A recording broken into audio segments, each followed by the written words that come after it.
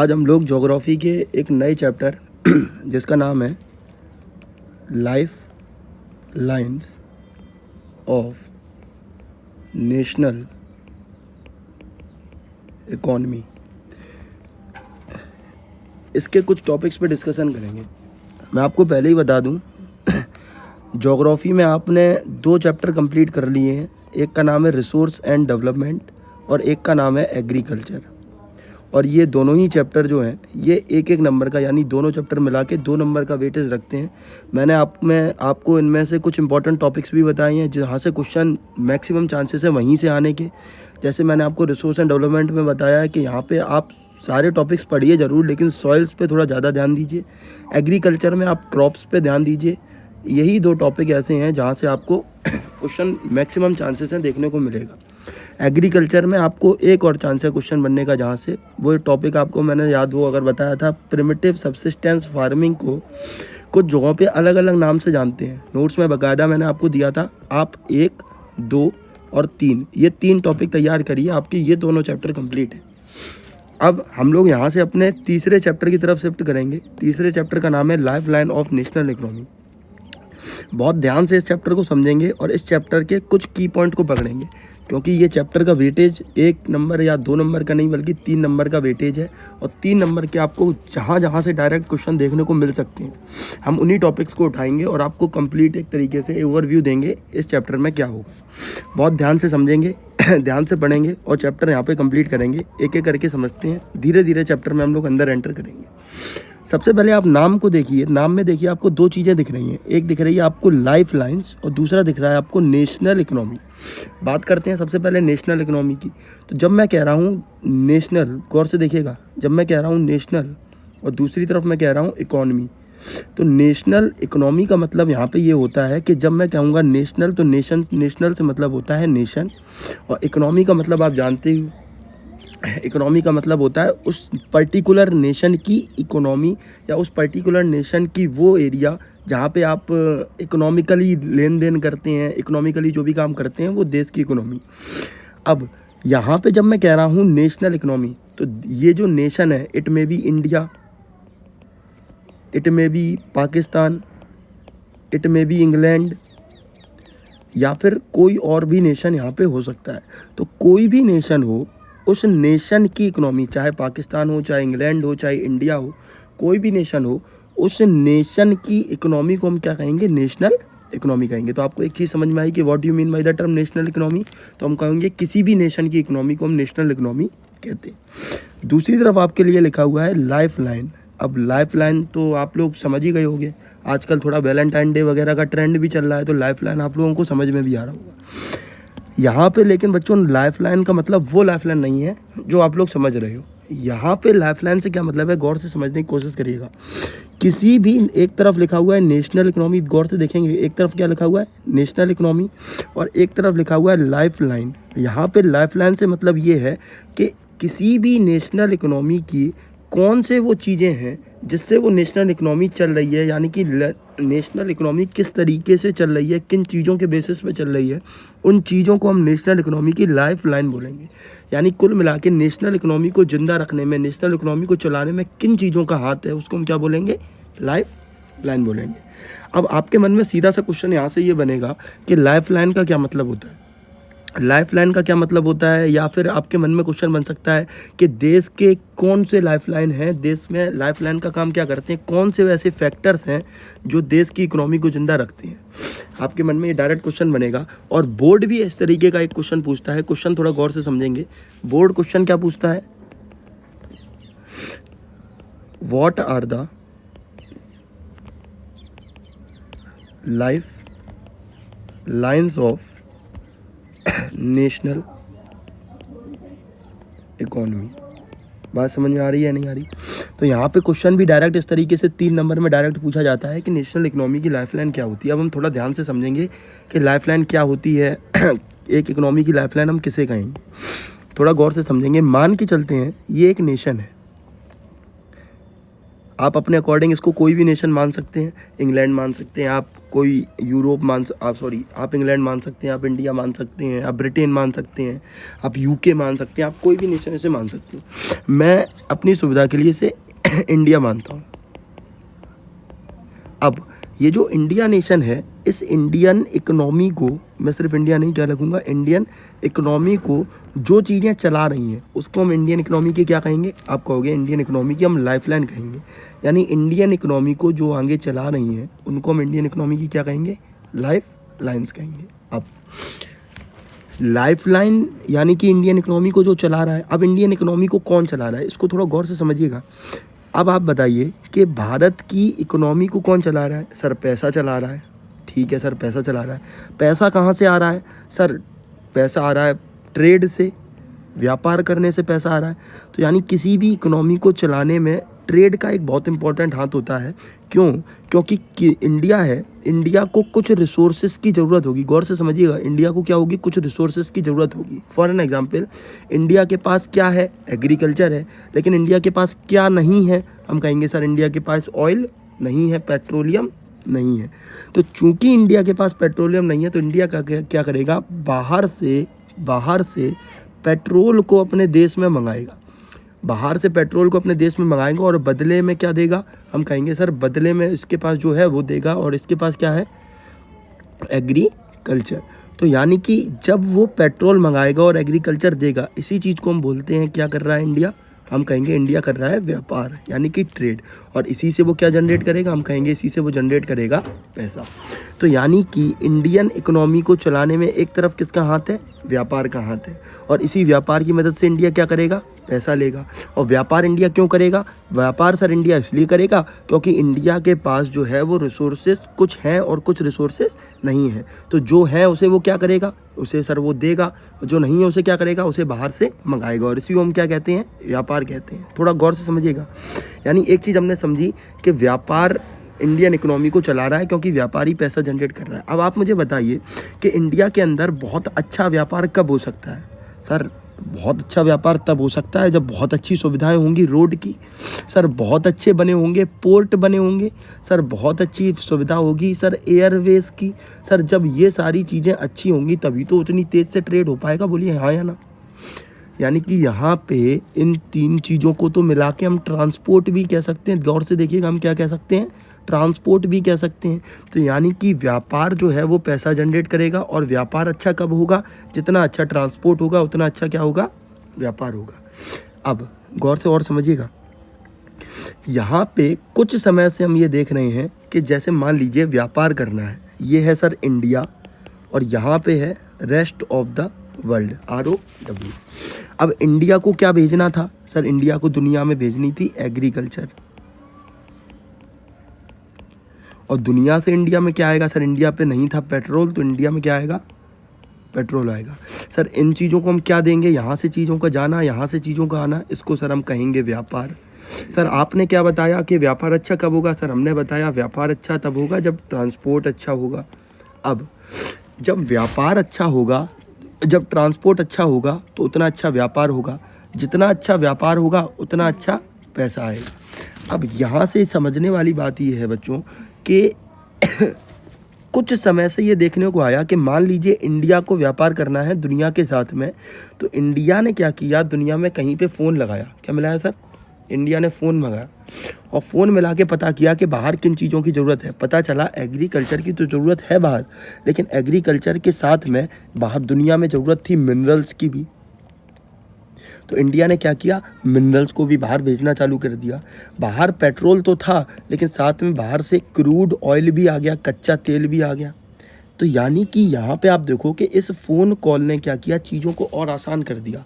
और जैसे जैसे जब इंडिया ने फ़ोन मिलाया तो फ़ोन से क्या हुआ? ट्रांसपोर्टेशन और बढ़ गया। ट्रांसपोर्टेशन के साथ में ट्रेड भी बढ़ गया और ट्रेड बढ़ेगा तो यहाँ पे पैसा भी ज़्यादा आएगा। तो एक फ़ोन मिलाने से यहाँ पे क्या हुआ? आप देखो कि ज़्यादा पैसा जनरेट हुआ क्योंकि ट्रेड ज़्यादा हुआ, और ट्रेड ज़्यादा हुआ क्योंकि ट्रांसपोर्ट ज़्यादा हुआ।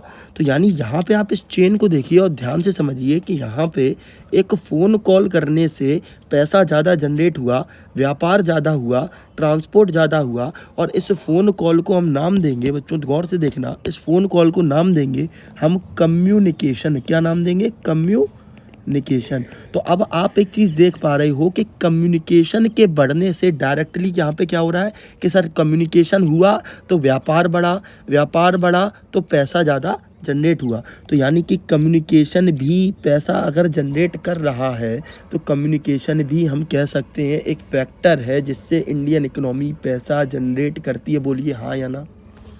अब गौर से समझने की कोशिश करिएगा। हम किस क्वेश्चन पे बात कर रहे थे? हम बात कर रहे थे कि इंडिया की लाइफ लाइन्स क्या है, इंडिया की लाइफ लाइन क्या है, या इंडिया की भी ना कहें तो हम कहें इंडियन इकोनॉमी की लाइफ लाइन क्या है। तो अब आप देखिए, इंडियन इकोनॉमी की लाइफ लाइन वो होंगी जो पैसा जनरेट करके इंडिया को देंगी। और इंडिया को पैसा कौन जनरेट करके दे रहा है? तो आपने देखा सर 3 चीज़ें इंडिया को पैसा जनरेट करके दे रही हैं। तो गौर से समझेंगे, सबसे पहले पैसा कौन जनरेट कर रहा है? सर व्यापार, यानी कि ट्रेड। दूसरी चीज़ आप गौर से समझ पाओ कि व्यापार बिना किसके नहीं हो सकता? आप कहोगे सर बिना ट्रांसपोर्ट के व्यापार नहीं हो सकता। और एक चीज़ और आई सर, ट्रांसपोर्ट और अच्छा कब हो जाएगा? हम कहेंगे जब सर कम्युनिकेशन यहाँ पे जुड़ना चालू हो जाएगा। तो आप देखिए इंडियन इकोनॉमी या किसी भी नेशनल इकोनॉमी की, सुनिएगा गौर से, किसी भी नेशनल इकोनॉमी की लाइफलाइन क्या हो गई? तो किसी भी नेशनल इकोनॉमी की 3 लाइफलाइन हो गई। एक का नाम आपने दिया ट्रेड, दूसरे का नाम आपने दिया ट्रांसपोर्ट और तीसरे का नाम आपने दिया कम्युनिकेशन। अब आपसे डायरेक्टली अगर क्वेश्चन पूछा जाए, सुनना गौर से, आपसे डायरेक्टली अगर क्वेश्चन पूछा जाए वाई ट्रांसपोर्ट, गौर से देखिएगा, transport and communication is considered as the life lines of national economy. तो इसका आप आंसर क्या दोगे? गौर से देखिएगा, life lines of national economy transport और कम्युनिकेशन को क्यों माना जाता है? तो आप कहोगे सर इसलिए माना जाता है कि किसी भी नेशनल इकोनॉमी के पास सफिशिएंट रिसोर्सेस नहीं होते हैं, इसलिए वो इकोनॉमी उन रिसोर्सेस का क्या करती है? व्यापार करती है और व्यापार से पैसा जनरेट करती है। और व्यापार अच्छा करने के लिए ट्रांसपोर्ट अच्छा होना चाहिए। और ट्रांसपोर्ट और अच्छा कब हो जाएगा या व्यापार और अच्छा कब हो जाएगा? जब इसमें एक फैक्टर जुड़ना चालू हो जाएगा जिसको हम बोलते हैं क्या? कम्युनिकेशन। तो बच्चों ये 3 फैक्टर ऐसे हैं जिसको हम नेशनल इकोनॉमी की क्या कहते हैं? आप कहोगे लाइफ लाइन कहते हैं। बात समझ में आ रही है या नहीं आ रही? और चूंकि इसमें ट्रांसपोर्ट और कम्युनिकेशन जुड़ा हुआ है तो कभी कभार इस क्वेश्चन को घुमा दिया जाता है इस तरीके से। कैसे घुमा दिया जाता है? सुनना गौर से, कि इन्वर्टेड कॉमा में आपको एक स्टेटमेंट दिया जाएगा, कहा जाएगा transport and communication are complementary to each other, comment on it. बात समझ में आ रही है? आपसे चाहे ये क्वेश्चन पूछा जाए, चाहे आपसे ये क्वेश्चन पूछा जाए, आपको आंसर इतने ही दायरे में रह के देना है। आपको क्या एक बात समझ में आई? तो सबसे पहला टॉपिक जो हमने डिस्कस किया वो क्या डिस्कस किया कि what is life line of national economy. एक बात हमें समझ में आई या नहीं आई? कोई दिक्कत इसमें, कोई परेशानी किसी को? अगर परेशानी हो तो आप क्लास में उसको पूछ लीजिएगा, नहीं हो तो एक बार इसको ध्यान से तसल्ली से दोबारा देखिए, आपको सारी चीज़ें समझ में आ जाएंगी। अब हमें इस चैप्टर में बच्चों करना क्या है? हमें इस चैप्टर में कुछ नहीं करना है। जैसा कि चैप्टर का नाम है, चैप्टर का नाम क्या था? आप एक बार फिर से बोलिए मेरे साथ में, life lines of national economy. तो जैसा कि चैप्टर का नाम है life line of national economy, तो इसमें इस चैप्टर के अंदर हमें इन्हीं 3 चीज़ों पे डिस्कशन करना है। एक तरफ आएगा ट्रांसपोर्ट, एक तरफ आएगा कम्युनिकेशन और एक तरफ आएगा ट्रेड। इन 3 चीज़ों पे हमें डिस्कस करना है। तो सबसे पहले हम पहली लाइफलाइन के ऊपर डिस्कस करते हैं और देखते हैं किस तरीके से वो इंडियन ट्रेड में, इंडियन इकोनॉमी में रोल प्ले करता है। तो सबसे पहला टॉपिक जो है वो, सॉरी, दूसरा टॉपिक ये हो जाएगा आपका। तो इस टॉपिक के रूप में हम एक हेडिंग डालेंगे हम ट्रांसपोर्ट। हमने पहली लाइफलाइन उठाई कौन सी? ट्रांसपोर्ट। देखेंगे ट्रांसपोर्ट से कैसे क्वेश्चन बनते हैं, क्या क्वेश्चन बनते हैं और कौन कौन से ट्रांसपोर्ट की यहाँ पे बात की जाएगी। सिंपली हम बात करें तो ट्रांसपोर्ट को हम यहाँ पे 2 हिस्सों में बांट देंगे। एक तरफ हम लिखेंगे कि सर ट्रांसपोर्ट की मीनिंग क्या होती है। गौर से देखिएगा, हम सबसे पहले क्या देखेंगे? ट्रांसपोर्ट की मीनिंग क्या होती है। दूसरा हम देखेंगे ट्रांसपोर्ट के मीन्स क्या होते हैं। मीन्स का मतलब है बच्चों कि कहाँ से किस चीज़ से ट्रांसपोर्ट करते हैं हम, अलग अलग मीडियम के थ्रू ट्रांसपोर्ट करते हैं। तो कौन कौन से वो मीडियम है, एक एक करके बात करते हैं। सबसे पहले आपके सामने लिखा हुआ है ट्रांसपोर्ट की मीनिंग क्या होती है। बहुत ध्यान से समझेंगे, गौर से समझिएगा इस बात को। मान के चलिए ये एक कंट्री है जिसका नाम है कंट्री नंबर ए, ये एक कंट्री है जिसका नाम है country number B. Country number A के पास क्या है सर? यहाँ पे है शूज़। क्या है यहाँ पे? शूज़। और इसके पास जूते हैं, लेकिन इसके पास वीट नहीं है। गौर से समझना, इसके पास जूते हैं लेकिन वीट नहीं है। कंट्री नंबर बी, इसके पास क्या है? इसके पास है वीट, लेकिन इसके पास क्या नहीं है? हम कहेंगे इसके पास जूते नहीं है। तो हम क्या करेंगे, यहाँ से ए कंट्री से बी कंट्री में कुछ सामान पहुँचाएंगे और बी कंट्री से ए कंट्री में कुछ सामान पहुँचाएंगे। तो अब यहाँ पे आप देखना कि एक यहाँ पे क्या हुआ कि ए कंट्री में कुछ डिमांड थी। सुनना गौर से, ए कंट्री में क्या थी? कुछ डिमांड थी और बी कंट्री के पास उसकी क्या थी? सप्लाई थी। तो जब हमने किसी जगह जहाँ पे किसी प्रोडक्ट की सप्लाई है, वहाँ से प्रोडक्ट हमने एक ऐसी जगह पहुँचा दिया जहाँ पे उस चीज़ की क्या है? डिमांड है। तो सप्लाई वाले एरिया से डिमांड वाले एरिया तक कोई भी चीज़ पहुँचाना ही क्या कहलाता है? ट्रांसपोर्टेशन कहलाता है। तो जब आपसे पूछा जाए कि ट्रांसपोर्टेशन क्या होता है, तो आप कहोगे सर ट्रांसपोर्टेशन का सिंपली मतलब होता है कि ट्रांसपोर्टेशन का सिंपली मतलब होता है मूवमेंट। किस चीज़ का मूवमेंट? सर गुड्स का मूवमेंट। सर गुड्स का मूवमेंट। कहाँ से गुड्स का मूवमेंट? बोलिए ध्यान से। डिमांड एरिया से नहीं, आप कहोगे कौन से एरिया से? फ्रॉम सप्लाई लोकेल्स बोलेंगे, एरिया को नहीं बोलेंगे, हम क्या बोलेंगे? लोकेल्स। फ्रॉम सप्लाई लोकेल्स कहाँ तक? Sir to demand locales. कहाँ तक? Demand locales. तो जब हम क्या करेंगे कि किसी भी गुड्स का, किसी भी सर्विसेज का हम मूवमेंट करेंगे फ्रॉम सप्लाई वाले एरिया से फ्रॉम डिमांड वाले एरिया तक, तो इस चीज़ को हम क्या नाम देंगे? ट्रांसपोर्टेशन देंगे। तो अब आपसे अगर कोई पूछा जाए कि सर ट्रांसपोर्टेशन का क्या मतलब होता है, तो आप कहना sir transportation can simply be defined as the movement of goods and services from supply locales to demand locales. मैंने आपको बताया था जैसे ये कंट्री ए है, ये कंट्री बी है।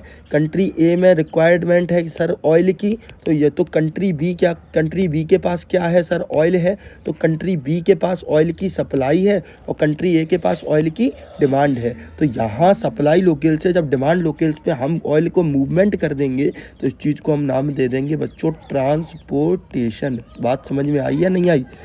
सिंपली इसका मतलब है ट्रांसपोर्टेशन का कि एक जगह से जहाँ पे उसकी सप्लाई हो से गुड्स को पहुँचाना, सर्विसेज को पहुँचाना कहाँ तक?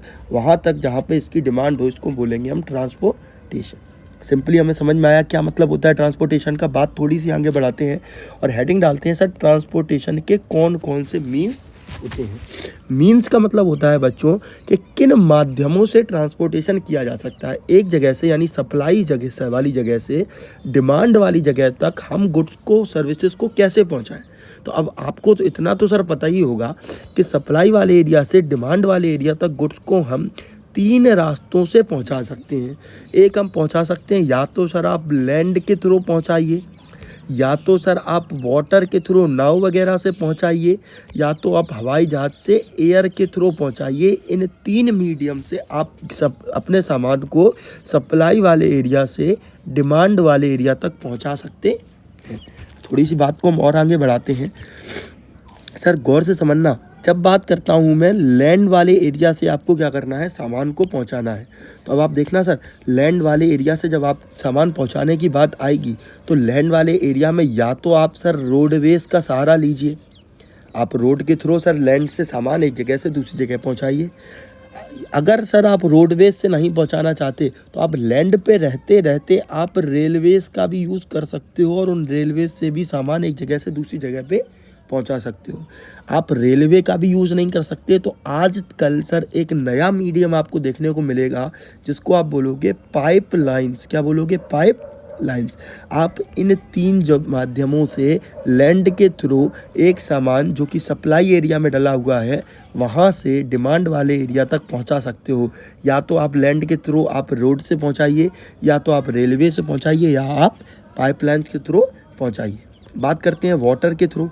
थोड़ा गौर से समझिएगा, वाटर के थ्रू अब डिपेंड करता है आप सामान को कहाँ पहुँचाना चाहते हैं। गौर से समझिएगा, अगर आप वाटर के थ्रू, सुनना गौर से, अगर आप वाटर के थ्रू पहुँचाना चाहते हैं सामान अपने देश के अंदर ही वाले हिस्सों में, जैसे कि मान लीजिए सर आप अपने सामान को यहाँ से, ये जो सप्लाई से इस जगह पे पहुँचाना चाहते हैं डिमांड वाली जगह तक, तो इस जगह पे आप सहारा ले सकते हो रिवर्स का, इस जगह पे सहारा ले सकते हो आप कैनाल्स का, और भी कुछ चीज़ों का आप सहारा ले सकते हो। कुल मिला के यहाँ पे होते हैं नेशनल वाटरवेज। अभी हम इनको डीप में डिस्कस करेंगे, बस आप समझ लीजिए यहाँ पे होते हैं नेशनल वाटरवेज जिनके थ्रू आप सामान को पहुँचाओगे। तो यहाँ पे जब जब आपको सामान इनलैंड का मतलब होता है बच्चों देश के अंदर पहुँचाना होगा, तब तक आप नेशनल वाटरवेज का सहारा लेके सामान को पहुंचा सकते हो। तो इनलैंड पहुंचाना होगा तो आप किसका सहारा लोगे? नेशनल वाटरवेज का। लेकिन बात ये आई कि जब आपको इंडिया से ये सामान पहुंचाना है, गौर से देखिएगा, जब आपको मान लीजिए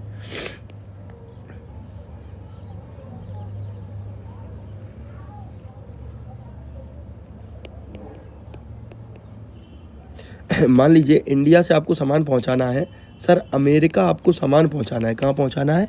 इंडिया से अमेरिका। तो आप इन नेशनल वाटरवेज का यूज नहीं करोगे। तो अब आप इन जगहों पे किन का यूज़ करोगे? सर इन जगहों पे यहाँ पे होते हैं बहुत सारे पोर्ट। क्या होते हैं?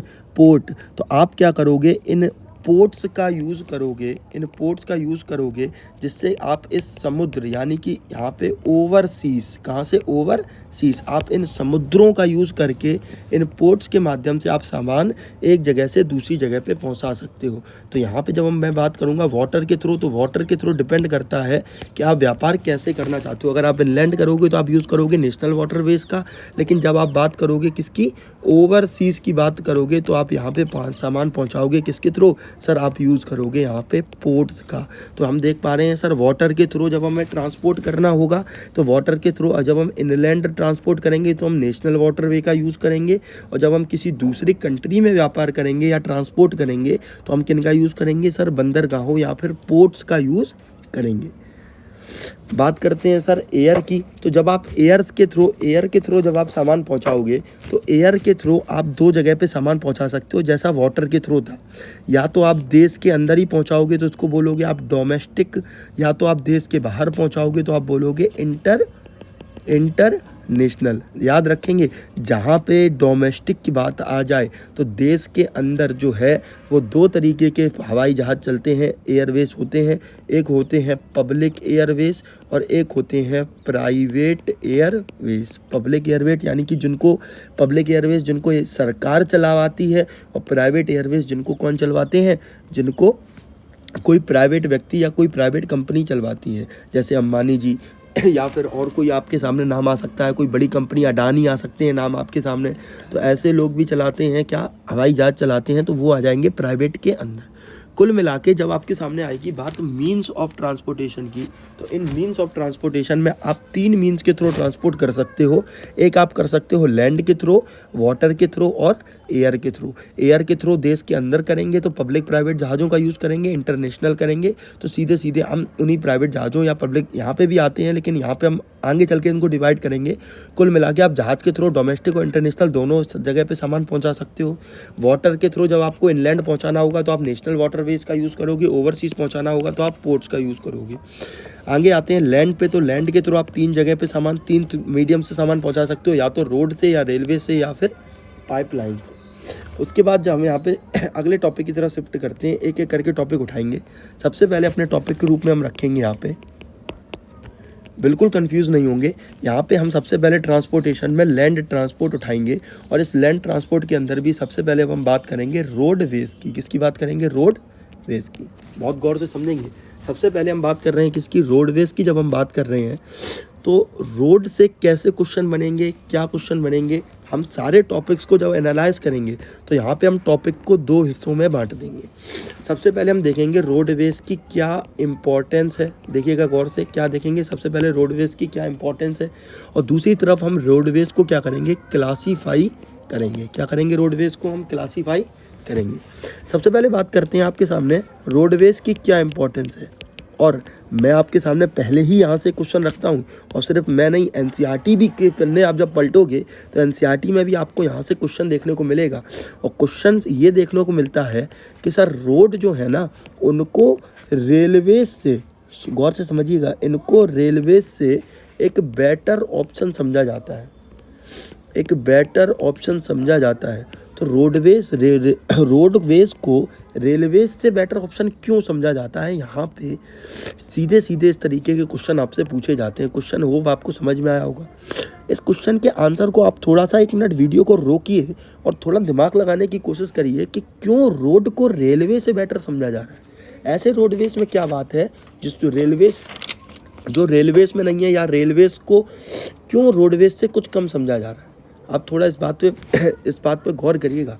आपके सामने सर मैं पहले कुछ फैक्ट रखता हूँ। इंडिया में, गौर से देखिएगा, इंडिया में जो रोड है, गौर से समझिएगा सर, इंडिया में जो रोड है वो लगभग वर्ल्ड की सेकेंड लार्जेस्ट, फैक्ट दिमाग में रखिएगा, इम्पोर्टेंट है सर, वर्ल्ड की सेकेंड लार्जेस्ट नेटवर्क जो रोडवेज का है वो भारत में है। वर्ल्ड का सेकंड लार्जेस्ट नेटवर्क जो रोड का है वो कहाँ पे है? इंडिया में है। और जानना चाहोगे सर आप कितना है? लगभग 62.16 लाख किलोमीटर। आप समझ सकते हो सर, 62.16 लाख किलोमीटर के आसपास यहाँ पे रोड नेटवर्क है, जो दुनिया का सेकंड लार्जेस्ट रोड नेटवर्क है। कहाँ पे?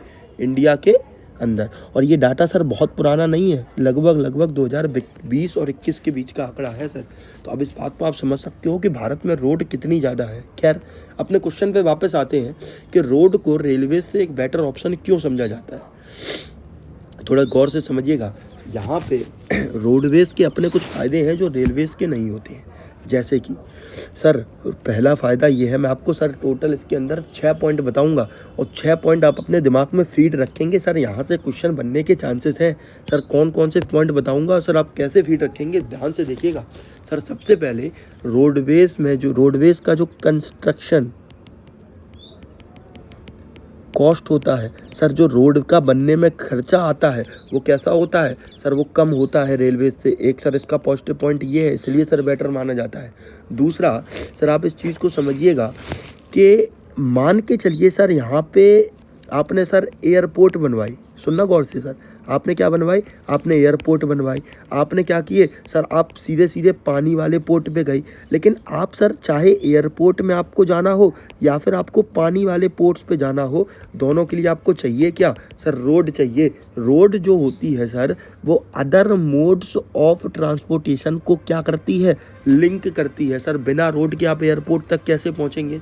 सर बिना रोड के आप इन पोर्ट्स तक कैसे पहुँचेंगे? तो यानी कुल मिला के हम ये कह सकते हैं कि it also feed other modes of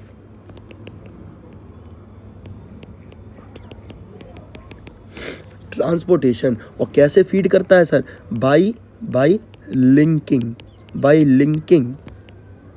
other modes of transportation. बात समझ में आई या नहीं आई सर? तो यहाँ पे सर आपको एक बात समझ में आई होगी कि 2 इंपॉर्टेंट पॉइंट हैं इसके। पहला पॉइंट क्या है कि सर इसका कंस्ट्रक्शन कॉस्ट कम होता है। दूसरा सर बिना रोडवेज के सर बाकी के मोड्स ऑफ ट्रांसपोर्टेशन भी बेकार हैं, उनका कुछ नहीं हो सकता। तीसरी चीज़ सर जी, रोडवेज आपको, रेलवे सर अच्छा है मान के चलते हैं सर, लेकिन रेलवे सर आपको door to door service provide नहीं करेगा। सर वाटरवेज आपको door to door service provide नहीं करेगा। सर पाइपलाइन आपको door to door service provide नहीं करेगा। तो आप इस बात को समझिएगा ध्यान से कि सर यहाँ पे अगर आपको डोर टू डोर सर्विस चाहिए तो वो कौन प्रोवाइड करेगा? सर वो रोडवेज ही प्रोवाइड करेगा। और क्यों करता है? क्योंकि यहाँ पे सर लोडिंग और अनलोडिंग, ध्यान से देखिएगा, लोडिंग और अनलोडिंग का जो कॉस्ट होता है वो कैसा होता है? सर वो कम होता है। चूँकि सर लोडिंग अनलोडिंग का सर दाम कम है तो यहाँ पे क्या हो जाता है? Sir door to door service भी ये प्रोवाइड करता है। 3 पॉइंट है सर, दिमाग में रखिएगा। पहला, कंस्ट्रक्शन कॉस्ट कम है। दूसरा, बोलिए साथ में बोलिए सर, मान के चलते हैं सर क्लास थोड़ी सी ऑनलाइन है, थोड़ी सी क्या सर पूरी ऑनलाइन है, लेकिन क्लास को आप इंटरेक्टिव बनाने की कोशिश करिएगा यहाँ पे। और यहाँ पे इस बात को समझिए कि ये क्या है कि सर ये लिंक कर रहे हैं अदर मोड्स ऑफ ट्रांसपोर्टेशन। तीसरा point, door to door service provide करता है। चौथा और इम्पॉर्टेंट पॉइंट समझिएगा ध्यान से कि यहाँ पे अगर आपको शॉर्ट डिस्टेंस पे जाना है, गौर से समझिएगा, अगर आपको शॉर्ट डिस्टेंस पे जाना है, साथ में आपके पास कुछ ही लोग हैं, यानी कि आपको फ्यू पर्सन्स के साथ में शॉर्ट डिस्टेंस और एक स्मॉल अमाउंट ऑफ गुड्स के साथ में अगर आपको सर चलना है तो सर रोडवेज से अच्छा ऑप्शन आपके पास नहीं है, इससे ज़्यादा इकोनॉमिकल ऑप्शन आपके पास अवेलेबल नहीं है। तो कुछ छोटी दूरी के लिए सर आपने देखा होगा जब आप ट्रेन वगैरह की टिकट परचेस करते हो तो लंबी दूरी के लिए तो सर वो सही है, लंबी दूरी तो आपको सर इकोनॉमिकल हो जाती है, लेकिन छोटी दूरी आपको सर यहाँ पे महंगी पड़ जाती है। तो यहाँ पे रोडवेज जो है वो बहुत ज़्यादा इकोनॉमिकल होता है, लेकिन कब इकोनॉमिकल होगा? सर ये इकोनॉमिकल तब होगा जब पहली चीज़ तो आप शॉर्ट डिस्टेंस, दूसरी चीज़ आप फ्यू पर्सन्स, और तीसरी चीज़ जब आप स्मॉल अमाउंट ऑफ गुड्स के साथ में ट्रैवल करोगे तो ये क्या हो जाएगा? रोडवेज आपके लिए एक बहुत अच्छा ऑप्शन होगा, क्योंकि ये कैसा होगा इन चीज़ों के लिए? सर इकोनॉमिकल होगा। मैंने आपसे कहा था सर हम कितने पॉइंट पे डिस्कस करेंगे? सर आपने कहा था 6 पॉइंट, लेकिन बताए तो अभी सर 4 हैं। 2 और सुनिए सर, बहुत ध्यान से सुनिएगा। यहाँ पे मान के चलिए सर आपको ट्रैवल करना है, गौर से सुनिए, आपको ट्रैवल करना है, यहाँ पे आपको ट्रैवल करना है सर कोई हिली एरिया में। तो सर आप हिली एरिया में जब आप रेलवेज़ बनाएंगे, सुनना ध्यान से, हिली एरिया में जब आप रेलवेज़ बनाएंगे तो हर जगह पे हिली एरियाज़ में रेलवेज़ को बनाना पॉसिबल नहीं है, क्योंकि रेलवेज़ इस तरीके से यहाँ पे बनने में थोड़ी दिक्कत हो सकती है। लेकिन यहाँ पे आपके सामने इन जगहों पे रोडवेज़ जो है वो एक बहुत अच्छा ऑप्शन होता है। आप सर हिली एरियाज़ में रोडवेज़ का सहारा ले सकते हो। तो यानी कि हम कह सकते हैं कि यहाँ पे जब हायर, सुनिएगा गौर से, इस शब्द को सुनिएगा, यहाँ पे जब हायर ग्रेडियंट्स ऑफ स्लोप्स की बात आती है, जब हायर ग्रेडियंट्स ऑफ स्लोप्स की यहाँ पे बात आती है तो यहाँ पे सर रोडवेज एक बेटर ऑप्शन बन जाता है एज़ कंपैरिजन टू रेलवेज। एक आखिरी पॉइंट है सर, बहुत ध्यान से समझिएगा इसको भी, आखिरी पॉइंट है सर, बहुत ध्यान से इस बात को समझिएगा। तो आखिरी पॉइंट क्या है? ध्यान से देखिएगा।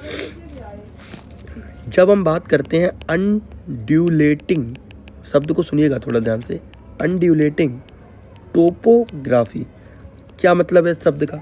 इस शब्द का मतलब है थोड़े से ऊंची नीची जगह, सुनिएगा ध्यान से, ऊंची नीची जगह, कुछ जगह ऐसी हो जाती हैं जहाँ पे सर वाटर की अवेलेबिलिटी होती है। यानी कि अनड्यूलेटिंग टोपोग्राफी का एक तरीके से मतलब है कि बिल्कुल सुटेबल सिचुएशन ना होना सर, या तो ऊंची नीचे हो जाना, दलदली एरिया हो जाना थोड़ा सा, या और इसी तरीके से कुछ प्रॉब्लम भरी रास्ता होना। तो जब हम बात करते हैं इस तरीके की तो यहाँ पे सर ना काम आते हैं वाटरवेज, ना काम आते हैं पाइपलाइंस, ना काम आते हैं सर यहाँ पे रेलवेज, बल्कि यहाँ पे सुटेबल होती है सबसे ज़्यादा क्या? रोडवेज। इसीलिए एनसीईआरटी सर ये कहती है कि इट कैन नेगोशिएट, क्या कहती है NCERT? It can negotiate comparatively, यानी बाकी मोड्स ऑफ मीडियम की अपेक्षा ये ज़्यादा नेगोशिएट करती है क्या? अनड्यूलेटिंग टोपोग्राफी। गौर से आप अगर देख पा रहे हो सर, तो हमने कितने पॉइंट पे डिस्कशन किया? 6 पॉइंट पे। एक एक करके सर आप गौर से वीडियो को रोकिए, गौर से एक एक पॉइंट को देखिए और समझिए सर कि ये 6 पॉइंट ही वो कारण आपके लिए बनाएंगे जिसके कारण हम कह सकते हैं कि जो रेलवेज़ है, ध्यान से देखिएगा, क्या कह सकते हैं, जो रेलवेज़ है उससे बेटर ऑप्शन माना जाता है किसको? सर रोडवेज को। किसको सर बेटर ऑप्शन माना जाता है? रोडवेज को एक ज़्यादा बेटर ऑप्शन माना जाता है। क्या सर हमें इतनी बात समझ में आई? तो सर हम अगर बात करें कि हमने कौन कौन से टॉपिक पे अभी तक डिस्कशन किया, तो आप कहोगे सर हमने यहाँ पे अभी तक डिस्कशन किया है। सबसे पहले आपने बताया था सर कि सर लाइफ लाइन क्या होती है नेशनल इकोनॉमी की। दूसरा टॉपिक आपने बताया कि सर लाइफ लाइन में सबसे पहले आपने उठाया ट्रांसपोर्टेशन। आपने सर ट्रांसपोर्टेशन को दो हिस्सों में बांटा। पहले में आपने बताई मीनिंग, दूसरे में बताया आपने मीन्स। कितने मीन्स बताए आपने सर? 3 मीन्स बताए, लैंड, वाटर एंड एयर। अभी सर हम डिस्कशन तीसरे टॉपिक पे किस पे कर रहे थे? सर लैंड पे डिस्कशन कर रहे थे, और इसके अंदर भी हमने अभी किस पे डिस्कशन किया? सर रोडवेज पे डिस्कशन किया। हमने क्या कहा था सर? रोडवेज को हम कितने हिस्सों में बांटेंगे? आप कहोगे सर आपने कहा था 2 हिस्सों में बांटेंगे रोडवेज को। एक हिस्से को हम क्या बोलेंगे? एक हिस्से को आपने कहा था सर हम बोलेंगे इम्पोर्टेंस, और एक हिस्से को क्या बोलेंगे? आपने कहा था सर एक हिस्से को हम बोलेंगे क्लासिफिकेशन। क्या बोलेंगे? क्लासिफिकेशन। आपने सर इंपॉर्टेंस में किस क्वेश्चन पे बात करी? आप कहोगे सर आपने बात करी कि why roadways is better than railways. और ये आपने बात नहीं करी सर, ये एज इट इज़ एनसीईआरटी और एज इट इज़ बोर्ड में पूछे जाने वाला क्वेश्चन है। थोड़ा ध्यान से बात समझेंगे। और इसके अंदर हमने कितने पॉइंट्स पर डिस्कशन किया? आप कहोगे सर 6 वो कारण आपने बताए जिसके कारण हम कह सकते हैं कि roadways is better option than railways. और कौन से वो 6 ऑप्शन है? ये आपके सामने सर वो 6 पॉइंट लिखे हुए हैं। अब गौर से देखिएगा, हमने क्या कहा था? हम रोडवेज को 2 हिस्सों में बांटेंगे। सबसे पहले इसकी क्या इंपॉर्टेंस है? उम्मीद करते हैं सर आपको इसकी इंपॉर्टेंस समझ में आई होगी। अगला इसका ऑप्शन है कि अब भारत में रोड कितने